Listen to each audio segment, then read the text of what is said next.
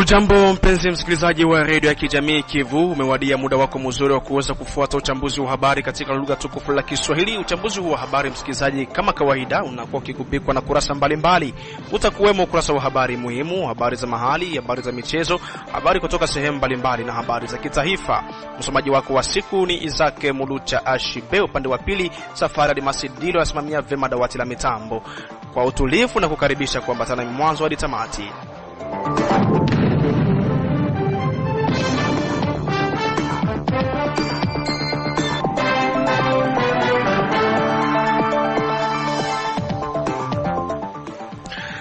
Tunafungua uchambuzi wetu wa habari na ukurasa wa habari muhimu ambako linampisha mwenzangu Jean Makelele Ekala Jaden. Karibu sana Jean.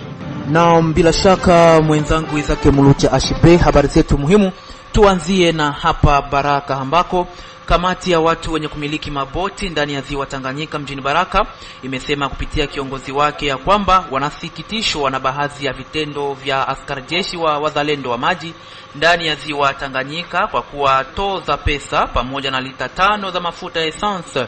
Kwa jambo hilo wanaomba meya wa mji wa Baraka pamoja na viongozi wa wanajeshi yao kuingilia kati swala hilo. Na huko Mukera ni kwamba mwananchi mmoja, baba wa familia, ameuawa kwa kupigwa risasi mnamo usiku wa kucha siku ya 3 ya wiki tunayo katika kijiji cha Mukera tarafani Fizi. Kwa jambo hilo mkuu wa kijiji hicho Mboka Ishie Tumbula wa 13 amelahani vikali kitendo hicho. Hali ya usalama haikuwa yenye kuridhisha siku ya 3 katika eneo la Kidoti na Lemera tarafani Uvira. Hivyo ni kutokana na mapambano makali yaliyoripotiwa kati ya jeshi la taifa FARDC na washirika wake wazalendo dhidi ya wahasi wa FC M23. Mwenzangu Isaac Mulucha Ashibe naweka nukta na kwa habari muhimu. Shukrani sana Shama Kelele Kala Jadene. Mimi najikita katika uchambuzi wa habari zenyewe kwa kina, nikianzia hapa katika mji wa Baraka. Ni kwamba kanisa la 3 la Malkia wa Ubembe limeendesha sherehe za ujenzi wa mnara wa Utatu Mtakatifu siku ya 3 ya wiki tunayo kwenye makao makuu ya kanisa hilo kote ulimwenguni hapa Baraka pamwa Msombo. Undani wa taarifa hii nampisha mwenzangu mchumbe wa mkulima na Fatuma.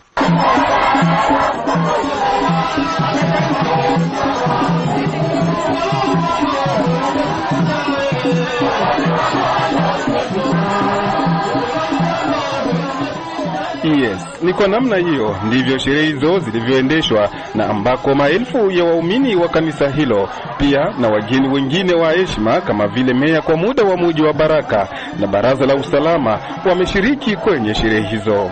Kwa kutaka kufahamu sherehe hizo zinalenga nini zaidi, Waiseelelwa Neno ni msimamizi wa kanisa hilo la 3 Malkia wa Ubembe kote ulimwenguni, anatoa mwangaza. Sherehe ni juu ya ujenzi wa monima wa Utatu Mtakatifu, kuambia watu maandiko yametimia yenye kuandikwa kwa kitabu cha Isaya 19:12. Yanazungumzia kutakuwa jengo ambao litashimikwa kumipaka ya nchi, juu ya kumaanisha kama Utatu unatimilika, sababu Utatu Mtakatifu unaandikwa kwa kitabu cha Mathayo 28:19. Sasa lile jengo monima tayari mtu wa mwisho na njoo watatu tata Waiselelwa amefika kulitimiza jengo lile, ili watu wote wajue monima kuna sura 3, kuna sura ya Musa, kuna sura ya Yesu Kristo mwana wa Mungu, na ya 3 ni ya tata Waiselelwa. Wakati Musa alikuja, Musa njoo alishimika kipindi cha Mungu Baba, na Musa alikuwa na manabii wake. Wale wote wale hawakuhesabika, mwenye aliwarepresente ni Musa. Yesu alikuja na wa mitume wake. Ule mwenye alikuja kusimika ili kipindi njoo Yesu Kristo Isa bin Mariam. Sasa ule Isa njoo anajulikana hata mkitabu cha Yohana 1:17, manaki Musa alikuja kusimika agano la kale, Yesu akaja kusimika neema na kweli, maki agano jipya, na ni wale wawili. Wengine wote ambao walitumika walikuwa tu ankulise ya wale wenye walikuja kuonesha neno la Mungu. Upande mwingine kiongozi huyo ameyataka makanisa yote kuishi kwa amani. Unajua kitu nabii, Biblia inasema nabii ni kinywa cha Mungu. Nabii ni intermediary mwenye uko kati ya Mungu na wanadamu. na ni ule nabii ndio anakuwaka anakuja kusimamia ule umungu wa ule mwenye anamtuma. Sawa vile Musa ndio alionekana anaenda fasi fulani, anaenda kuongea na Mungu. Mungu anamwambia wewe ombea watu, mimi ndiye. Ile neno akuya kulisema linatamkwa ndani ya kinywa cha Musa, mimi ndiye. Wakati anasema mimi ndiye, waliona nani? Musa. Lakini Musa alienda kuzungumza na Mungu. Mimi mwenyewe anakuonekana kwa watu, analeta habari au message ya Mungu ni Musa. Yesu vile vile. Yesu ni mwana wa Mungu na Yesu ni Mungu. Waisraeli na yeye anaenda kule ni mtumainiwa. Anakuja kuonekana kwa watu, mimi njoo Mungu Roho Mtakatifu. Sawa, Mungu Baba ni Musa, Mungu Mwana ni Yesu Kristo, mwana wa Mungu. Na Mungu Roho Mtakatifu haiko tena Yesu, haiko tena Musa, ni tata wa Israeli. Watu waweke matumaini, ni ndugu yetu mtu mweusi njoo amepokea taji la mwisho, hana nyongo na mtu.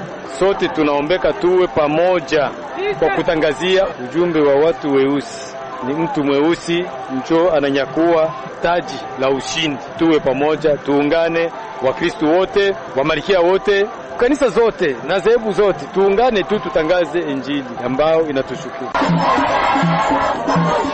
Meya kwa muda wa mji wa Baraka Bi Marie Mukanjaswazi alikuwa mgeni rasmi kwenye sherehe hizo, naye alikuwa na haya ya kueleza. Antuka tunashukuru nilialikwa kwenye sherehe ya Malkia celebration ya Monima. Antuka nilikuwa nilikuwa nasikia tu wa Malkia nilikia jione. Antuka mimi nafurahi sana. Ni kanisa ya kwanza umoja, kanisa ya kwanza ordre na biko na discipline ya nguvu sana. Na nabapongeza baendelee kwa hii initiative yao na hii ordre yao biko nayo. Tulicelebrate pamoja na neno na watu yote, nikafurahi sana. Pongezi baendelee. Mjumbe wa mwisho kwa raia, naambia wa raia tuko pamoja, bega kwa bega, hatuachani, basiku kama vile mchana. Ni vyema tuwajulishe kuwa sherehe hizo ni za mwaka wa 12 sasa tangu kujengwa kwa mnara huo Pamwambango mjini Baraka na mwanzilishi wa kanisa hilo Tata Waiselelwa Embwe Mtachi mwaka wa 2014, na ambako sherehe zake zilikusanya wazungu toka nchi mbalimbali.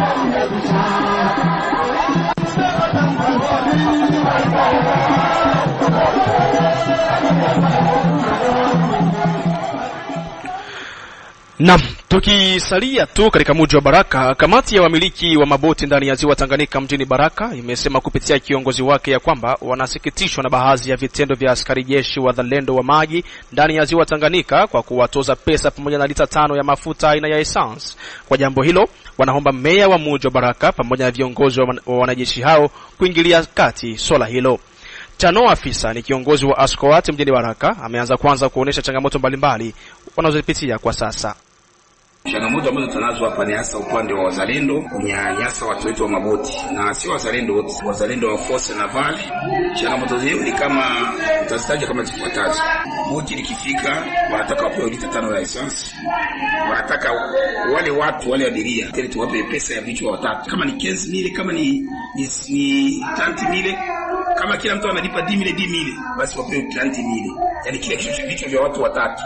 Ile kitu sitakuwa nayo. Na changamoto nyingine inayofuata ni kwamba wanatusumbua sana. Boti hizo zinazotoka hapa kwenda Ugwari wanazivizia ziondoka kwa kufuata maji, kuomba kila mtumbu 30,000 na 6 lita ya essence. Pia majuzi nimesikia habari, nashukuru kwa sababu watu wa maboti walichukua uzalendo pamoja na abiria waliokuwa mle. Kuna boti moja inaitwa Yesu Nishibu, naona waliwafuata wazalendo wa force na baka naomba karibira pamoja na pesa, lakini walikataa, hawezi kutoa kwa sababu kuna maeneo mengi wanatoa zile karibira. Kuna Mesimu, kuna Kimino, kuna Kazimia. Naona walivyokataa kulitokea magomvi, na mpaka baadhi ya konvaire wa boti alipigwa kasia na mguu kuvimba, na walichukua maamuzi ya kushuka. Badala kuendelea walishuka. Ujumbe ulifika kwa de la ville, ujumbe tulifikisha paka kwa tedi wa sektere mpaka kurejeo ulifika ujumbe, lakini mpaka sasa kinachoendelea hatukijui. Mimi mwenyewe kama kiongozi wa shirika la SWAT niliongea na maire de la ville, akasema hilo jukumu litachukuliwa, na akasema anatuma alishaongea na kamanda wa region aje kuwafuatilia watu huku na wachukulie maamuzi, lakini mpaka leo wale watu bado tunawaona wako hapa maeneo yao, na hata kama kupunguza zile kazi zao bado wanafanya kama kawaida. Upande mwingine ameonyesha hali ambayo inaweza kujitokeza endapo serikali pamoja na viongozi wa uzalendo hawatoingilia kati swala hilo. Sasa tulikuwa tunaomba sana serikali, hasa uongozi wa serikali ulioko hapa, utusaidie sana juu hili swala, kwa sababu naona hili swala inaweza kuleta hata maafa upande wa sisi raia. Nitaomba tusaidie kitu kimoja. Leo mafuta yamepanda bei, nauli haikupanda, nauli ni ile ile tu. Tunaomba kwa abiria. Sasa wewe utoke hapa Baraka uache lita 5. Uende Lweba uache lita 5. Ni askari wale wa kizalendo tu. Utoke hapa ukifika mbele kule Mambogo kama wapi mambo ingine lita 5. Ukifika Uvira lita 5. Sasa kwa boti moja tunaomba lita 20 kwa wazalendo. Sasa hili swala tunaomba serikali tufanyie nguvu sana. Hatukatai kuwasaidia, wazalendo ni watoto wetu, lakini bora tuwasaidie basi hata watu wekee kituo kimoja. Kama lita 5 tunasaidia lita 5 kwenye kituo kimoja. Sio kutoka mpaka Uvira vile vituo 4 au 5. Ilikuwa naomba sana serikali au viongozi wetu wa nchi watusaidie sana kwa ajili ya hili swala. Tukiachana na habari kutoka mjini Baraka, tujielekeze huko Mukera ambako mwananchi mmoja, baba wa familia, ameuawa kwa kupigwa risasi mnamo usiku wa kucha siku ya 3 ya wiki tunayo katika kijiji cha Mukera tarafani Fizi. Kwa jambo hilo, mkuu wa kijiji hicho Mboka Ishetumbula wa 13 amelahani vikali kitendo hicho. Yeye ametaja kupokea kwa masikitiko makubwa kitendo hicho, huku akiomba wakuu viongozi wa kijeshi kuvalia juga swala hilo, kama alivyoeleza Mboka Ishetumbula wa 13. Hiyo habari ni kweli. Ilikuwa usiku wa saa 9 ya usiku, alafu maskari ambao hawajajulikana bado wakapiga yule ndugu masasi kafa hapo, wakaja kupata ndugu mwingine ambaye ni mlinzi wa anteni ya rebele, wakapiga masasi kumulango, baadaye ukataka kufungua. Hiyo masasi haikuleta madhara, wakashuka chini ya sekta, wakafata bwana mwingine mtanaita Ramadhani, wakamfungula, wakaanza kulomba pesa, hakukuwa na lolote, hapo wakamtishia na masasi, wakaenda. Hiyo ndio hali ya kijiji ya Mukera kwa leo. Kijiji ya Mukera imebaki mwali mbaya zaidi. Kuhusu huyo wa kwanza ambaye amepigwa risasi na kufariki hapo, hamkujua kisa ilikuwa nini zaidi ili mpaka wafikie kwenye hiyo hatua? Kisa bado kujulikana. Marehemu walikesha kwenye sherehe ya mzazi ambaye alizaa. Sasa akakuja nyumbani kwake kama vile mkewa alituambia ya kama alikuja kuingia nyumbani saa 9 ya usiku, alafu mwenzie naye akaja kujua tena, wakaenda kwenye hiyo sherehe yao, alafu hakurudi tena na mtu akafa hapo. Baada ya kufanya uchunguzi, imeonekana ni maaskari wa unité ya Gepard ambao wamefanya mauaji hayo. Viongozi husika tayari ripoti imekwisha kwenda ya simu, na ripoti za kuandikwa nazo kesho zitakwenda kwenye uongozi. Kulingana na hali hiyo isiyofurahisha, tunahitaji viongozi wa jeshi watambue ya kama waliingia kwenye jeshi kwa kuchunga raia na mali yao yote, alafu hivyo wanapaswa wafuatilie na kuchunguza jinsi maskari wao wanavyotembea. Na naweza nikaomba raia na wao waache kudurura saa za usiku ovyo, hadi kama na hiyo inatishia sana raia wa Mukera, sababu masasi ilikuwa kwa odela kwa leo yanaanza leta maafa. Hiyo imetisha sana hali ya Mukera.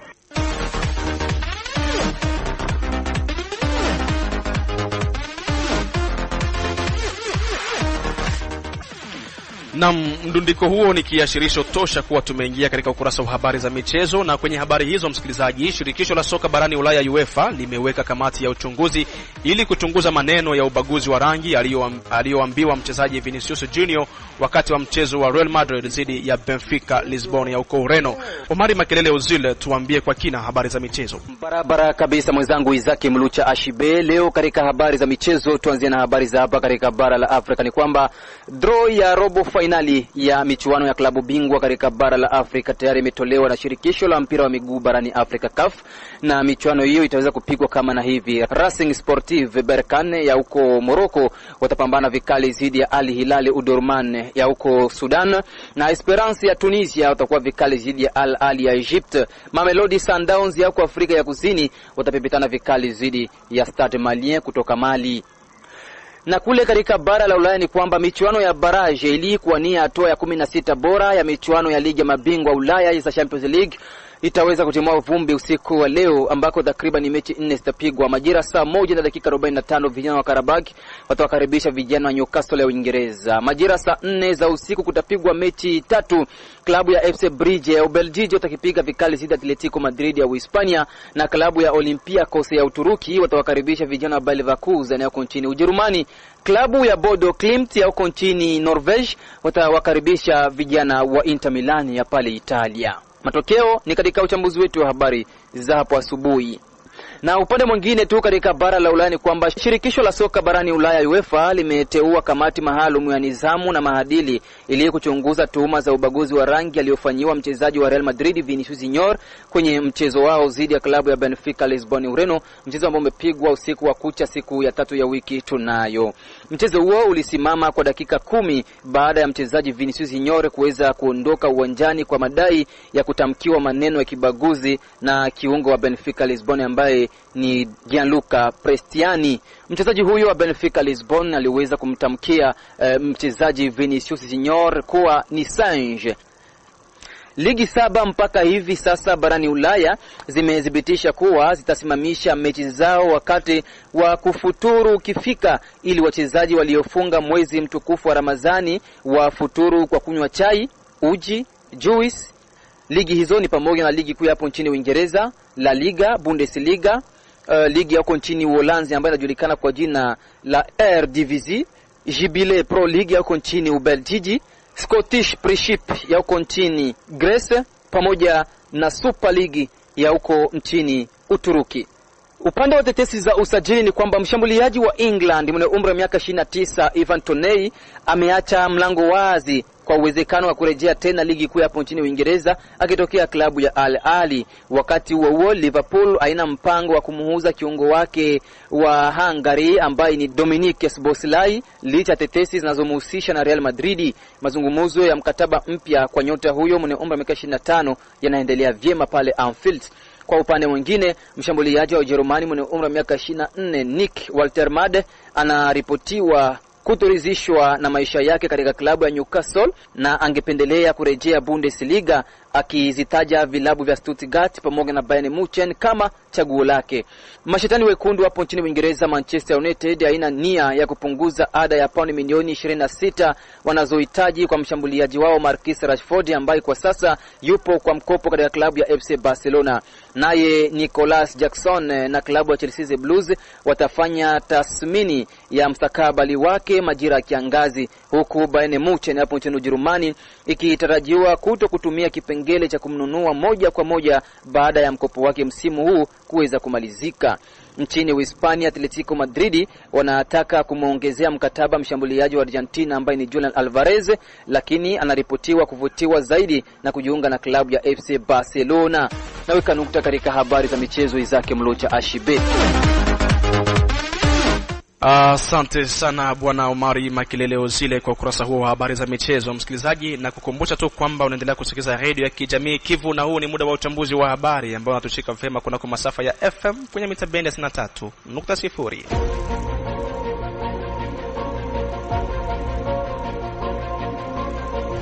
Ukitaka kutengenezesha vyombo vya kielektronik na kununua vifaa vyake vya akiba ima pièce de rechange, jibu lako ni kampuni ya BBC Elia Baraka Aibaz.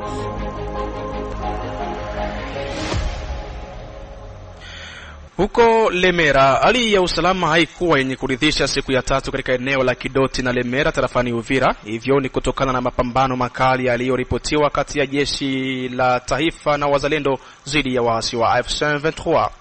Kwake Mafikiri Mashimango, mratibu wa shirika jipi la raia kusini mwa jimbo hili pa Uvira, ameanza kwanza kutoa picha ya hali halisi mjini Uvira ilivyo. Kufuatana na maswali, acha nikwambie kwamba pour la ville de Uvira d'abord hali iko mzuri.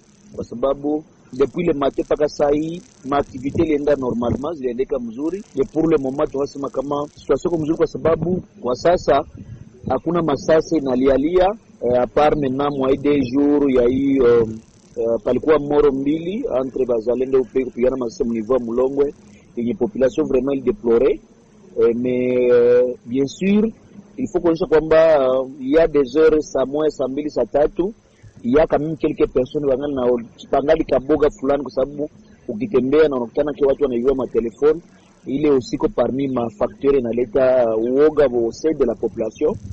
Mais de manière générale tutaweza kuambia kwamba il y a quand même une sécurité qu'on a fanyika pour l'intérêt de la population de la ville d'Uvira. Mais par rapport à la situation sécuritaire dans les territoires d'Uvira, il faut connaître kwamba depuis 6 heures au niveau ya Sange, Mutarule, Nyakabere, wa element 23 walirudisha watu walikwenda mashambani. Mais il faut préciser kwamba déjà ilifika maneuve population ya Kanga, Manaba balikimbia bakaenda directement wakimbilia fasi wanaita nani Mutarule.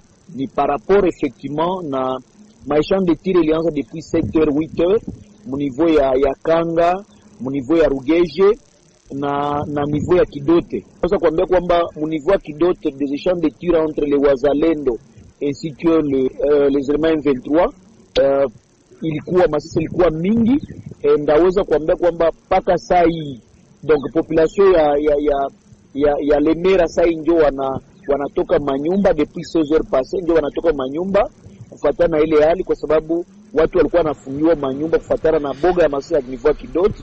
Hata hivyo, Mafikiri Mashimango ameomba serikali kushughulikia mambo mbalimbali yanayozorotesha mpaka sasa hali ya kiuchumi.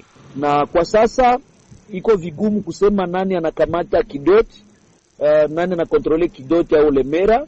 Mendaweza kuambia kama kwa sasa watu wanaanza toka manyumba na kutafuta kisi watakula. Voilà la situation. Donc nous comme la société civile, message ni kulomba tu tuko na fama plaidoyer au niveau national et international, de la même façon que les éléments 23 vali diretiraka mu ville ya Uvira qui pakuwa retrait significatif mu territoire ya Uvira, kwa sababu ina handicapé ma activité ya mingi sana mu population ya Uvira. Donc voilà la situation sécuritaire, mais il faut signaler kama population ya Kidote nayo ilikimbia saa hii. Niko ambia kama Kidote watu walikimbia na wako ma village niko voisin, et paka saa hii maintenant tension napunguka sur le fait que maintenant masasi naisha.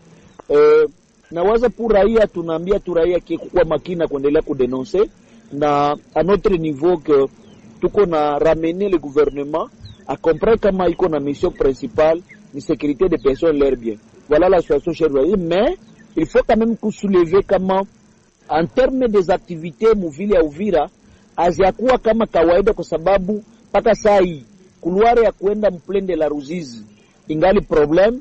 Or tuko nafanya plaidoyer mu niveau ya plende la Ruzizi kupitia Viriba kebaache magari ko naingia naenda kwa masoko, na ile itasaidia activite muvili ya Uvira, kwa sababu inavuruga sana makazi mu niveau ya Uvira. Mais aussi ya pili tuko nalomba ke pakuwe ouverture ya frontière pour quand même ya kusaidia ke batu waanze fanya maéchange à part d'abord les activités commerciales, mais itasaidia ba refugiés ko Burundi kurudia, watu ko bloquer mu niveau Burundi wa kurudia, na watoto wa masomo wako Burundi kurudia. Voilà de manière générale, mais à notre niveau que le gouvernement congolais a comprendre kwamba politique ya kabambe anaweza tumika nayo ni kutumika yenye itaenda kwa interior raia. Msikilizaji, turejee kidogo huko Maindombe. Nyumba zaidi ya 20 zimepelekwa na upepo mkali ulioibuka katika kijiji cha Basinyasa, eneo la Maindombe, sekta ya Lulenge, na hivyo kupelekea familia kadhaa kubaki bila makao.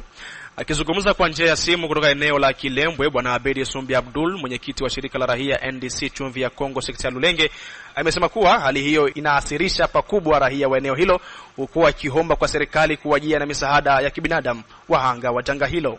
baada ya upepo mwingi ambao ulikomboka mu village Basinyasa, Maindombe. Nyumba nyingi zilirushwa na zingine kubomoka, yapata nyumba hata 20 na zaidi. Hiyo ndio tatizo ambao watu population ya village Basinyasa ilipata. Nipenda kuinforme wakuu viongozi, na tunajua maji humanitaire zipo, lakini wajua hayo mambo kwa sababu raia ya Maindombe na Ngoma inahangaika sana. Kuna watu wanalala nje, vitu vyote viliharibiwa, ndio matatizo hiyo. Viongozi wa eneo wameshangaa tu na hatua kama hiyo, imewashangaza. Mpepo kali wanawashangaza, hawajakuwa na lolote la kusema. Nyumba zinajengwa za kawaida tu za mabriki ya mbichi, sawa. Hizo kanisa zilikuwa za mabriki kwite, lakini zote zilibebwa na kubomoa tofari zote mpaka chini, na nyumba zingine kubebwa baada na kubomoa mpaka matofari.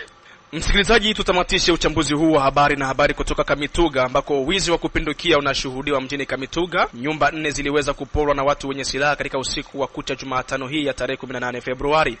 Bwana wa Kilongo Fiston amehakikisha habari hii ambayo anasema inasababishwa kwa sehemu kubwa na kutokudhibitiwa kwa wanajeshi. Na huku kwetu insecurity, kuingiliana manyumba inatomboka. Usiku ya kukutia leo waliingia watu 4, basi mabunduki ziko nyingi incontrole, na kila mtu mwenye yuko na akili mbaya na profite na situation.